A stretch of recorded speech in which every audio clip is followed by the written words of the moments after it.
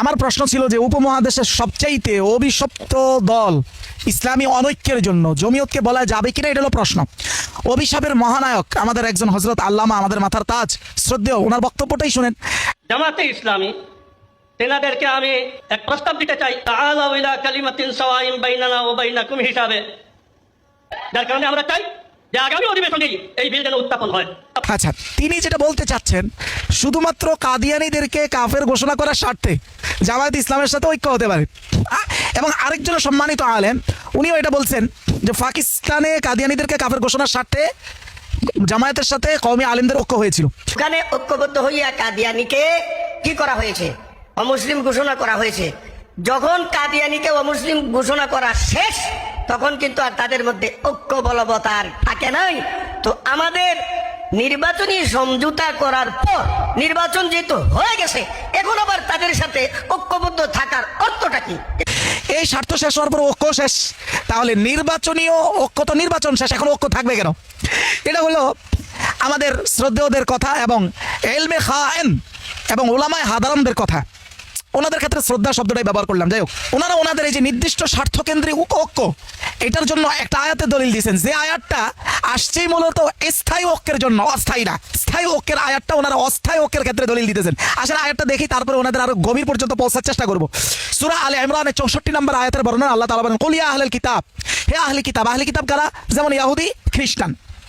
তাআলাউ, তোমরা আসো, ইলা কালিমাতিন সাওয়াইন বাইনানা ওয়া বাইনাকুম, ওই কথার ভিত্তিতে ঐক্যে আসো মুসলমানদের সাথে, যেটা তোমাদের এবং আমাদের মাঝে সমান, দ্বিমত নাই। সেটা কি? আল্লাহ না'বুদা ইল্লাল্লাহ, আমরা আল্লাহ ছাড়া আর কারো ইবাদত করব না, ওয়ালা নুশরিকা বিহি শাইআ, আল্লাহর সাথে কোনো শিরিক করব না।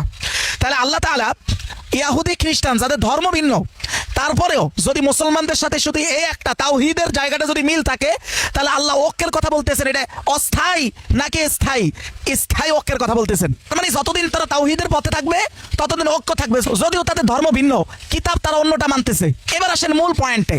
কাদিয়ানীদেরকে কাফের ঘোষণার সময় আপনারা যখন জামায়াতকে একত্রিত করলেন, ঐক্য করলেন জামায়াতের সাথে, এর দ্বারা এটা স্পষ্ট প্রমাণিত হয়ে গেল যে জামায়াত তাওহীদের উপরে, তাওহীদের ভিত্তি তাদের ঠিক আছে।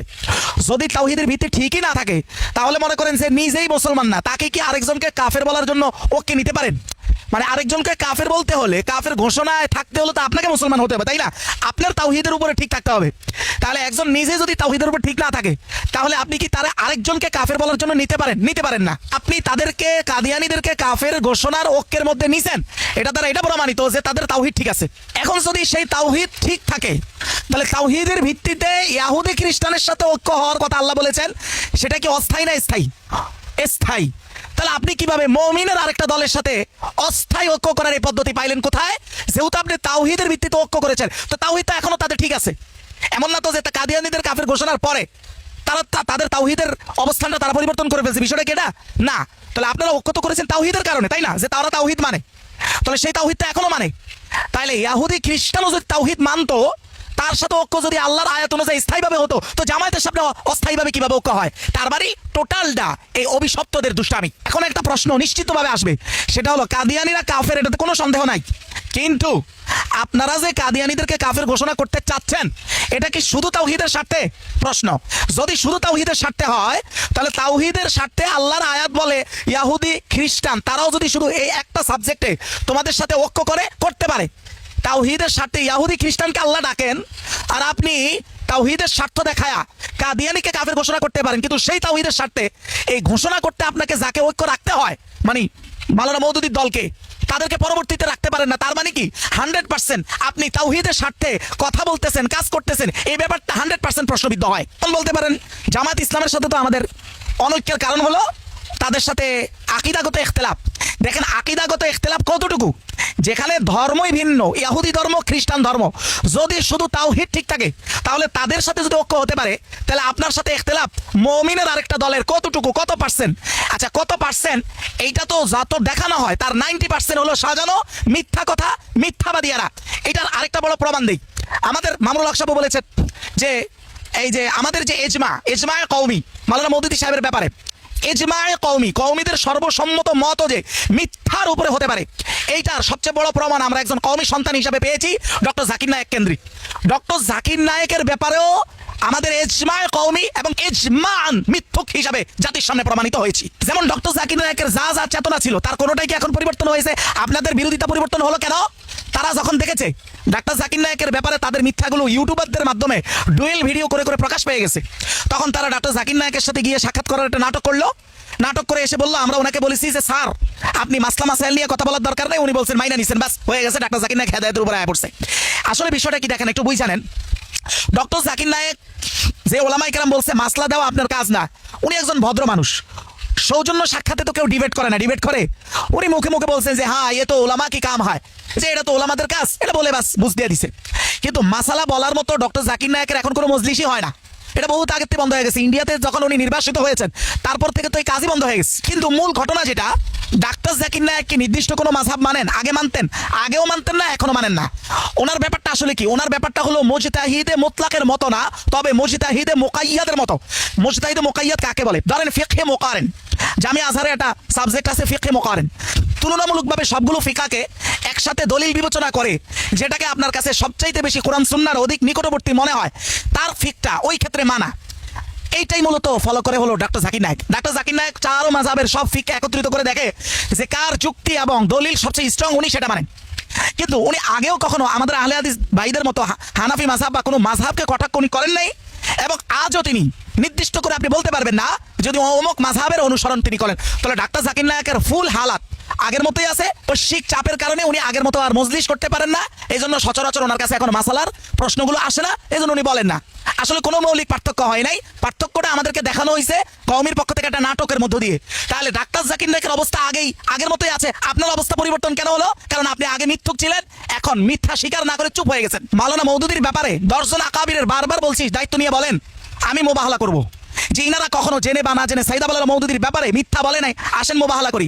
তার মানে এখানে প্রমাণিত হয় সিলসিলাতান এখানে ধোঁকাবাজি ছিল, আছে, এটাই সত্য। তাওহীদের ভিত্তিতে ঐক্য করলেন, সেই তাওহীদ বহাল থাকা অবস্থায় আবার স্বার্থ শেষ হয়ে যাওয়ার পর অনৈক্য করলেন, এটা একটা চরম অসভ্যতা, এটার কোনো স্থান শরীয়তে নেই। কদিয়া ওয়া হেওয়ার আল উনফ, এটার 1 নম্বর খণ্ড 57 নং পৃষ্ঠায় একটা চমৎকার কথা বলা হয়েছে যে ইন্না তাফাররুক ওয়াল ইনকিসাম ওয়াত তাশাদ্দুদ, এই যে পার্থক্য আল্লাযী হারামাহুল ইসলাম, আমাদের নিজেদের মাঝে যে অনৈক্যগুলোকে ইসলাম হারাম করেছে সেটা হলো দ্বীনের ক্ষেত্রে। যেমন আল্লাহ নিজে বলছেন আল্লাযীনা ফাররাকু দীনাহুম ওয়া কানু শিয়া, যারা এই পরিমাণ পার্থক্য করে যে তারা আলাদা আলাদা দলে দলে বিভক্ত মনে করে নিজেদেরকে, যে আমি আপনার দলের কেউ না, আমি আপনাদের কেউ না, এইভাবে দলে দলে বিভক্ত হয়। আল্লাহ বলেন হে নবী লাস্তা মিনহুম ফি শাই, আপনি তাদের অন্তর্ভুক্ত কেউ নন, মানে তারা আপনার সাথে আসলে কোনো সম্পর্ক নাই।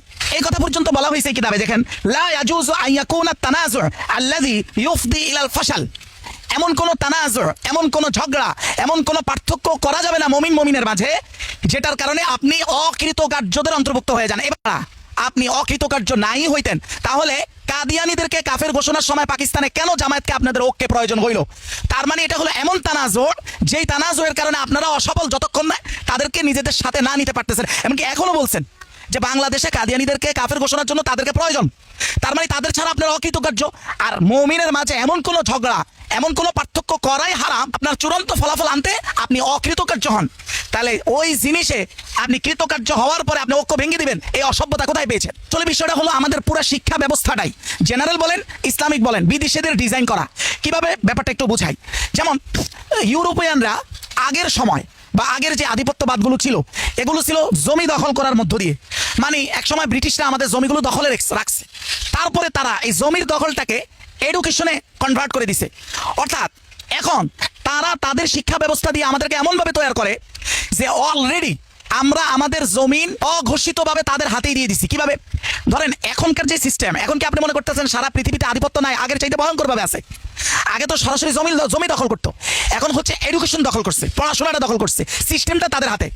আপনি ভোট দিবেন, আপনি নেতা নির্বাচন করবেন, কিন্তু যতক্ষণ না বিদেশিরা সন্তুষ্ট না হবে এমন কোন নেতা আপনি ভোট দিয়েও বসাইতে পারবেন না। এটা তারা কিভাবে করতে পারলো? যখন মাদ্রাসাওয়ালারা ব্রিটিশের বিরোধিতা করতে যায় শিক্ষা ব্যবস্থা আলাদা করে ফেললো, এটাই তাদের জন্য সবচেয়ে বড় প্লাস পয়েন্ট হলো। এখন দেখেন জেনারেল শিক্ষাকে তারা এমনভাবে সাজাইছে যেখানে দ্বীনি শিক্ষার কোনো সুযোগ নাই, আবার দ্বীনি শিক্ষাটা এমনভাবে আমাদের কওমিরা সাজাইছে যেখানে জেনারেল শিক্ষার কোনো ছোঁয়া নাই। এর সুবিধাটা কি হয়েছে দেখেন, সুবিধাটা হলো কওমিতে পড়ে যে সন্তানগুলো আল্লাহর রাস্তায় নিজের রক্ত বিলিয়ে দিতে রাজি, জীবন বিলিয়ে দিতে রাজি, তাদেরকে ঠিক এমন একটা শিক্ষা ব্যবস্থার উপর দিয়ে তোলা হবে যে তারা চাইলেও কখনো এই জীবন বিলিয়ে দেওয়াটা কোনো ফল আনতে পারবে না। তারা একটা পথে হাঁটবে, ওটা একটা অন্ধকার পথ। এই পথে হাঁটতে যায় তারা পড়বে হলো রাস্তার ম্যান হলে পড়িয়ে মরবে, রাস্তার শেষ মাথাটা তারা কোনোদিন দেখবে না। অর্থাৎ এই শিক্ষা ব্যবস্থার উপরে এরা কোনোদিন জাতির রক্ষক হিসাবে নিজেদের অবস্থান আনতেই পারবে না, এটা বিদেশিরাও জানে। ঠিক আবার জেনারেল শিক্ষায় যারা রাস্তাগুলো দেখবে তারা ঠিক বিদেশিদের গোলাম হিসাবে রাস্তা চিনবে, ওই রাস্তায় তারা হাঁটবে। যাদের মাঝে এই ধরনের সম্ভাবনা থাকবে যে রাষ্ট্রীয়ভাবে তারা ইসলামের প্রভাব বিস্তার করতে পারে, তাদের বিরুদ্ধে এদেরকে এমনভাবে আকিদার প্রপাগান্ডার মধ্যে ঢুকিয়ে দিচ্ছে এদের একটা অভিশপ্ত গোষ্ঠীর মাধ্যমে, যার পিছন সম্পূর্ণ হলো ফাফা, মিথ্যার উপর নির্ভরশীল।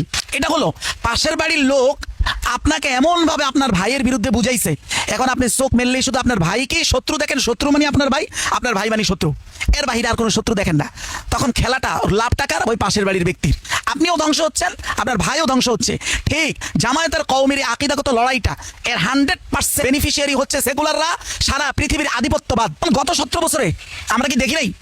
10 বছরে যখন জামায়াত ইসলামকে মনে করা হতো যে পুরোপুরি ডিস্ট্রয় করে দেওয়া হয়েছে, একদম নির্মূল করে দেওয়া হয়েছে, তারপরে আঘাত আস্তে আস্তে কাদের উপরে আসা শুরু হয়েছে? কওমিদের উপরে আসা শুরু হয়েছিল। এই সময়টা যদি আরো ডাবল করে দেন, 17 বছর থাকতো, তাহলে কওমিরা নেস্তানাবুদ হয়ে যাইতো। এরপরে ধরতে হলো সুন্নিদেরকে। সবসময় ধরার সিস্টেমটা থাকে যে যত বেশি কম গুরুত্বপূর্ণ তার উপর আঘাতটা তত দেরিতে আসে, আর যে যত ইসলামের জন্য বেশি গুরুত্বপূর্ণ তার উপর আঘাতটা সবচেয়ে আগে আসে। এই দেশে আঘাত কার উপরে আগে আসে? সেকুলাররা কাদেরকে নিয়ে বেশি টেনশন করে, এর দ্বারা বোঝা যায় কারা আসলে ইসলামের জন্য সবচাইতে বেশি পজিটিভ ও শক্তিশালী। এটা এখানেই বোঝা যায়। আমরা এই অভিশপ্ত মোল্লাদেরকে এগুলো বুঝাইতে পারি নাই, অতএব এগুলো আমাদেরকে বুঝতে হবে, সাধারণ মানুষকে বুঝতে হবে এখন থেকে।